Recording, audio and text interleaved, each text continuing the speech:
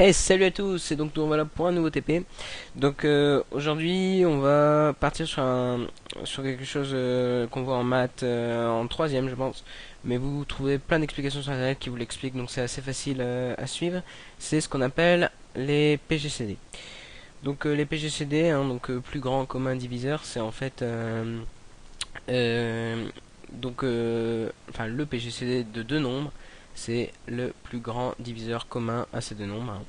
Donc vous trouvez des explications facilement sur internet. Je vais vous montrer si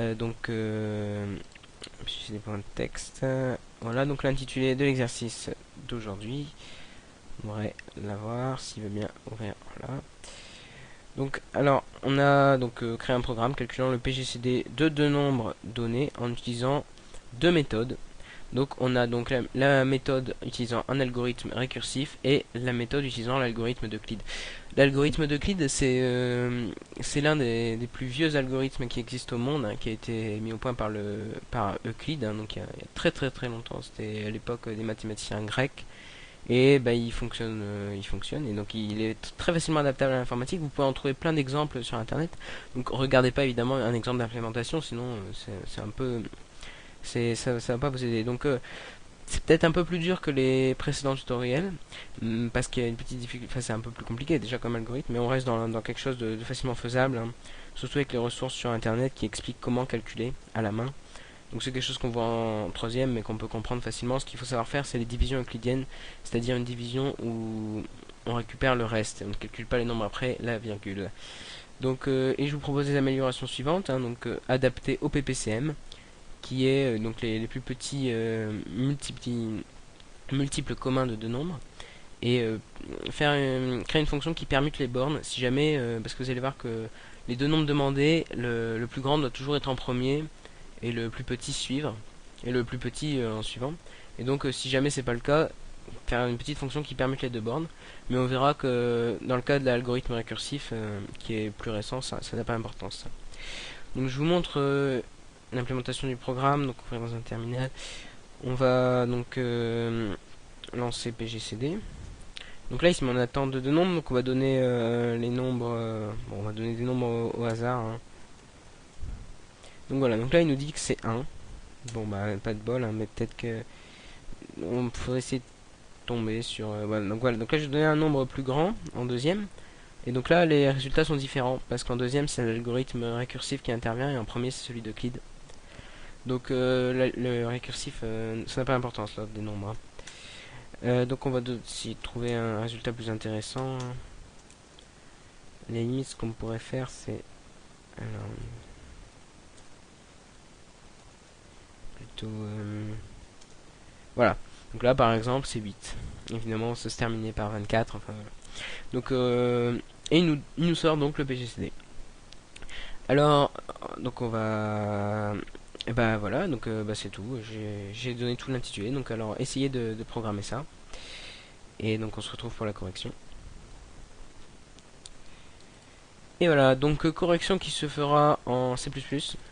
Donc je vais ouvrir un fichier que j'ai créé à l'avance, hein, qui contient donc déjà une base pour le code, pour éviter d'avoir à tout retaper, ce qui est include et stream. Je l'ai fait dans les premiers tutoriels, maintenant je ne le fais plus, hein, pour aller plus vite tout simplement, sinon on perd du temps. Donc j'ai déjà déclaré mes variables, je mets en attente de A et de B, et donc là j'ai deux fonctions qui vont se contenter d'afficher ce que retourne la fonction pgcd en utilisant la méthode d'Euclide de A et de B, et pgcd en utilisant la méthode récursive de A et de B.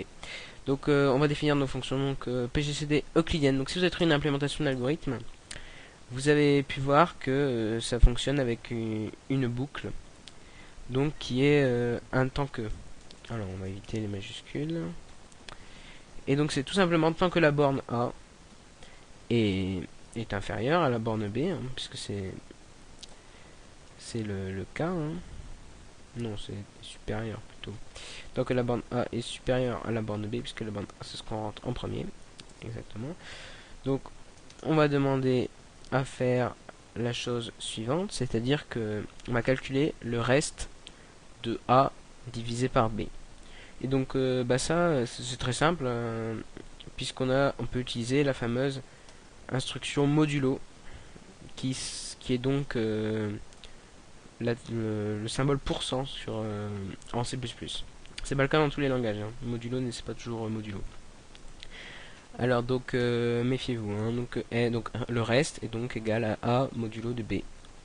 Et donc ce reste, c'est tout simple. Si il est égal à 0, ça veut dire qu'on ne pourra pas descendre plus bas. Donc si R égale, mettez bien 2 égal, hein.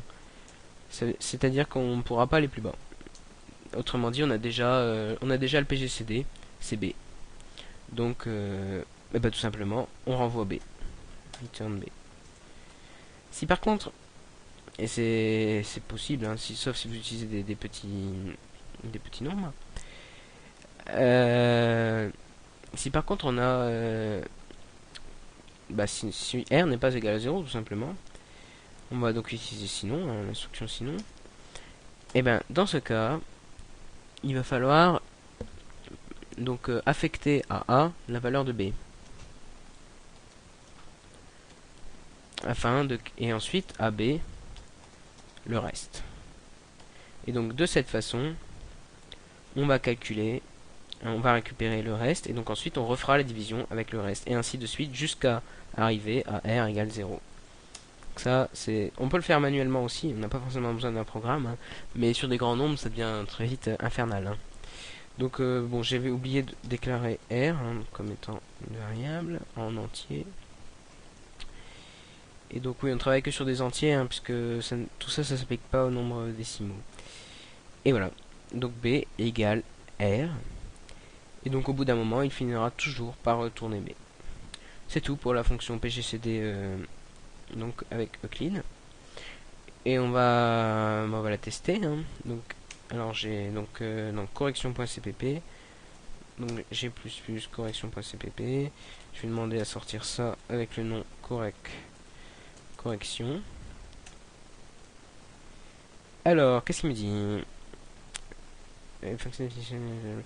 Oui, j'ai oublié de refermer le while, tout simplement.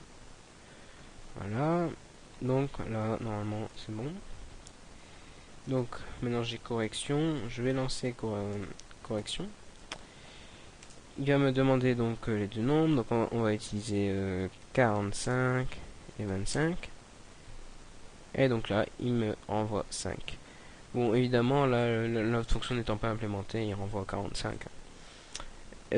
Donc voilà, donc 5 c'est bon, c'est ça. Et pour le PGCD avec la méthode récursive, donc si vous n'avez pas trouvé, je vais le donner.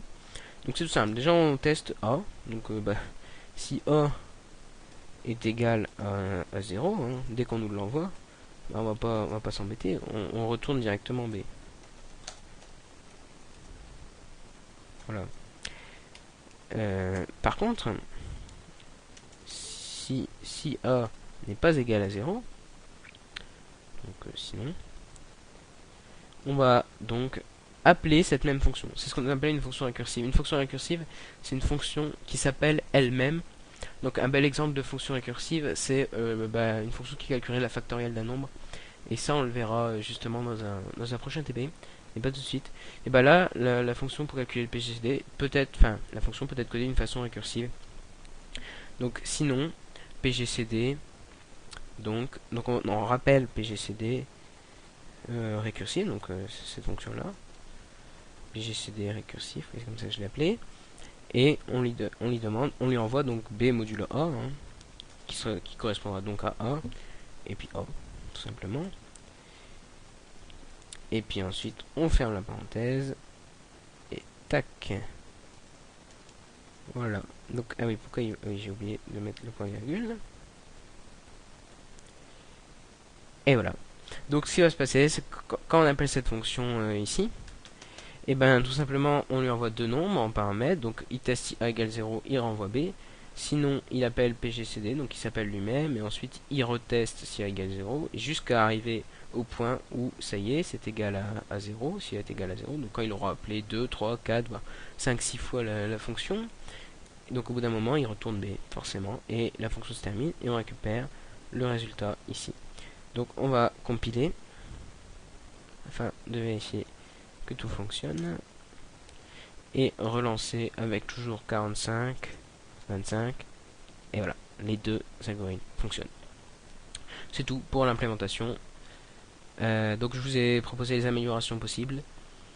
Et voilà. Alors après, ce qui serait amusant à faire, par exemple, ce serait d'essayer de calculer éventuellement le temps que prend chacune des fonctions et voir laquelle est la plus rapide. Je pense que la récursive doit être plus rapide, mais en consommant plus de mémoire. Donc essayez, hein, essayez, puis vous me donnez dans les commentaires de la vidéo les résultats, laquelle est la plus rapide. Voilà. Après, ce qui serait bien aussi, ce serait de ne pas avoir à rentrer, c'est-à-dire d'écrire, au lieu d'écrire correction, puis d'entrer les nombres ensuite, ce serait d'avoir quelque chose comme correction, et on entrerait 45, 25, et à partir de là, il calculerait automatiquement.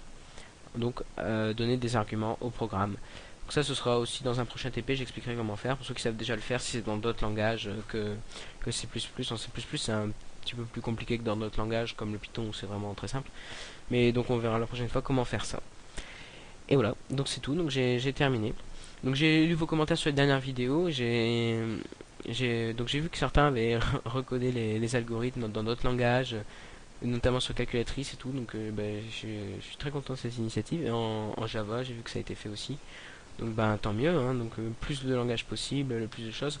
Après n'hésitez pas, bon, je sais qu'on peut pas mettre de commentaires dans les liens YouTube, mais essayez de partager ce que vous avez enfin, ce que vous avez obtenu, ou de partager la vidéo en expliquant votre solution, voilà. Donc bah c'est bon. Donc bah, je vais m'arrêter là, hein, et puis à bientôt donc pour un prochain TP. Et pour ceux qui rentrent bah, aujourd'hui ou demain, bah, bonne rentrée hein, si vous n'êtes pas déjà rentré.